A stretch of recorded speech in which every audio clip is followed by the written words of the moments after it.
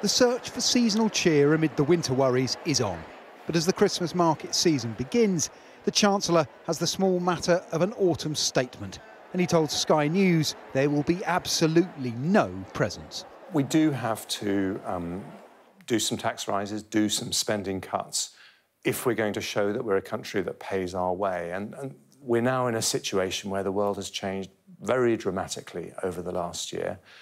But the plan that we'll outline will help us get through this in a way that I want to make sure that this recession, if we're in a recession, is as short and shallow as possible. Jeremy Hunt was blunt. To restore the country's and the Conservatives' economic credibility, everyone will pay. We need to recognise that there's only so much you can ask from people on the very lowest income. So that will be reflected in the decisions that I take. And I think that's important because Britain is a decent country, a fair country, a compassionate country. So you'll be paying a bit more tax then after next week?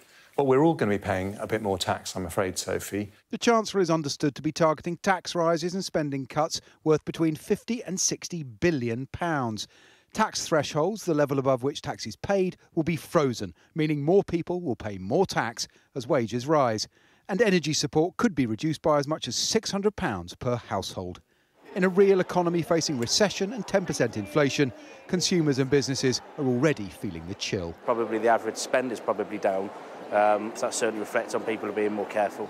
We've turned down the heating and I'm getting used to it not being quite so warm. A bit anxious really about what we've got to come. People have been a lot more, they want it right as opposed to just, oh, I love that, I'll have it. If Jeremy Hunt sounds a bit like Scrooge, it's deliberate. He wants to convince the financial markets that Britain can be trusted to balance a budget of his choosing after the chaos of Liz Truss's policies. He might also want to get all the bad news out now in the hope that by next Christmas, or certainly the next election, things might have improved.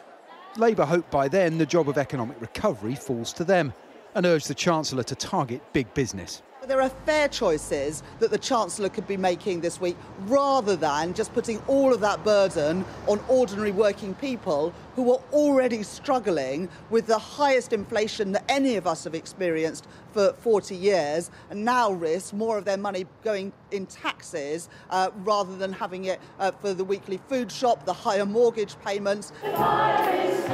Summoning the festive spirit may be tricky this year with the economic outlook bleak.